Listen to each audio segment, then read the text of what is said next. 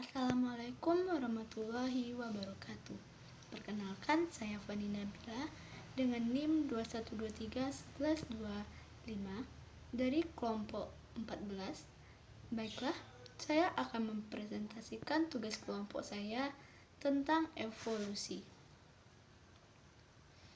Pengertian dan ruang lingkup evolusi. Evolusi adalah proses perubahan makhluk hidup yang terjadi dalam jangka waktu yang sangat lama dan secara perlahan-lahan hingga akan berbentuk spesies baru. Evolusi dalam kajian biologi berarti perubahan pada sifat-sifat terwariskan saat suatu populasi organisme dari suatu generasi ke generasi berikutnya. Perubahan itu disebabkan karena adanya kombinasi tiga proses utama, yaitu variasi, reproduksi, dan seleksi. Sifat dasar evolusi dibawa oleh gen dan diwariskan kepada keturunan makhluk hidup dan menjadi bervariasi dalam suatu populasi.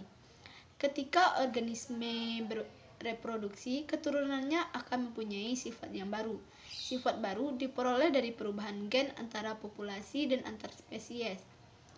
Pada spesies yang bereproduksi secara seksual, kombinasi gen yang baru dihasilkan oleh rekombinasi genetik yang dapat meningkatkan antar organisme. Evolusi terjadi ketika perbedaan terwaris menjadi lebih umum atau langka dalam suatu populasi. Evolusi didorong oleh dua mekanisme, yaitu seleksi alam dan hanyutan genetik. Seleksi alam merupakan sebuah proses yang menyebabkan sifat terwaris berguna untuk berlangsung hidup dan reproduksi organisme menjadi lebih umum dan suatu populasi dan sifatnya yang merugikan dan menjadi lebih kurang. Perkembangan teori evolusi. Yang pertama, perjalanan Darwin ke pulau. Darwin menemukan 14 spesies burung fin dengan bentuk dan ukuran paruh yang berbeda. Burung fin merupakan persamaan dengan burung fin yang ada di Amerika Selatan, dan karena burung tersebut bermigrasi ke Kepulauan Galapagos. Kondisi geologis lingkungan di Galapagos berbeda dengan di Amerika Selatan, sehingga burung yang bermigrasi harus bisa beradaptasi dengan lingkungan yang baru dan menyebabkan bentuk ukuran paruh burung fin berbeda. Yang kedua, studi geologi tentang fosil. Darwin belajar dari buku Principles of Geology, karangan Charles Lyell. Kesimpulan, deretan fosil yang terdapat pada lapisan batuan muda berbeda dengan batuan yang terdapat pada lapisan yang lebih tua. Perbedaan tersebut disebabkan adanya perubahan secara perlahan-lahan. Ketiga, studi tentang hubungan ekologi dan kependudukan. Bukunya berjudul An Essay on the Principles of Population. Berpendapat bahwa kenaikan jumlah penduduk cenderung lebih cepat daripada kenaikan pangan, sehingga populasi cenderung berupaya untuk menyelamatkan diri dari kelaparan. Yang keempat, studi tentang seleksi buatan. Seleksi buatan dilakukan manusia untuk pemulihan hewan dan tumbuhan, memungkinkan terjadi perubahan spesies baru dalam waktu relatif singkat. Mekanisme evolusi. Yang pertama, seleksi alam. Evolusi melalui seleksi alam adalah suatu proses di mana mutasi genetik yang meningkatkan reproduksi menjadi tetap atau makin banyak dijumpai generasi selanjutnya, dan sering disebut mekanisme self-evident karena ada 3 syarat yang wajib terpenuhi. Yang pertama, ada variasi terwariskan pada organisme dalam populasi tersebut. Yang kedua, organisme menghasilkan lebih banyak anak, namun sedikit yang bisa bertahan hidup. Yang ketiga, anak-anak atau keturunan ini bervariasi kemampuan bertahan hidup dan bereproduksi. Yang kedua, mutasi bias. Mutasi dapat berfungsi sebagai mekanisme evolusi bila ada berbagai probabilitas pada tingkat molekul agar mutasi dapat terjadi. Bila dua genotip, misalkan satu dengan nukleotida G dan satu lagi nukleotida A, pada posisi yang sama dan mempunyai fitness yang sama, namun mutasi dari A ke B, maka lebih cenderung terbentuk genotip dengan nukleotida A. Perkembangan mutasi biasa sudah dijumpai pada evolusi morfologi. Yang ketiga, penyimpanan genetik. Penyimpanan genetik adalah perubahan frekuensi alel dari suatu generasi ke generasi selanjutnya yang terjadi karena peran yang bermain dalam menentukan suatu individu akan bertahan hidup dan bereproduksi. Dalam istilah matematis, alel menjadi subjek sampling error akibatnya bila tidak ada gaya selektif atau gaya selektif relatif rendah, frekuensi alel akan menyimpan ke atas atau ke bawah secara acak.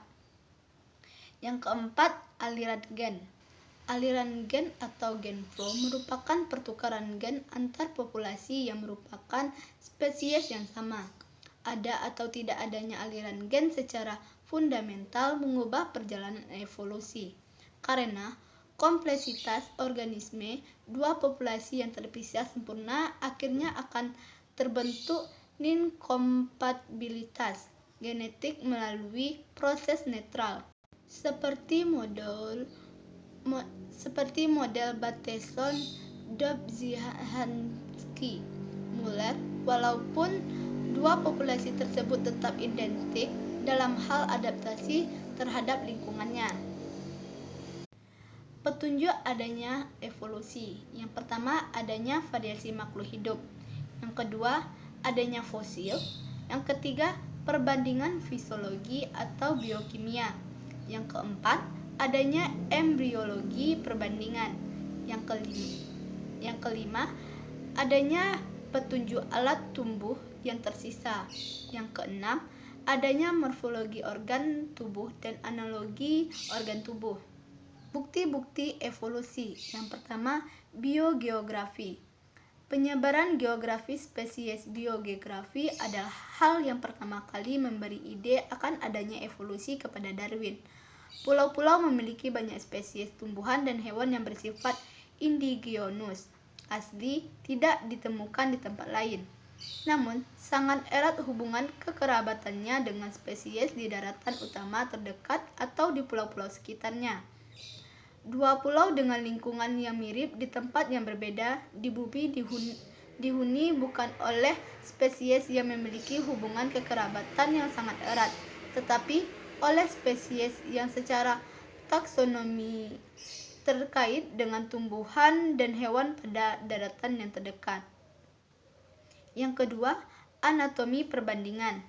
Pewarisan dengan modifikasi sangat jelas terlihat pada kemiripan anatomi antara anatomi spesies yang dikelompokkan dalam kategori taksonomi yang sama. Contohnya, banyak elemen kerangka yang sama menyusun tungkai depan manusia, kucing, paus, kelelawar, dan semua mamalia lain, meskipun tungkai tersebut mempunyai fungsi yang berbeda. Yang ketiga, embriologi perbandingan. Organisme yang memiliki hubungan kekerabatan yang dekat akan mengalami tahapan yang sama dalam perkembangan embrionya. Contohnya, semua embrio vertebrata akan mengalami suatu tahapan di mana mereka memiliki kantong insang pada bagian samping tenggorokannya.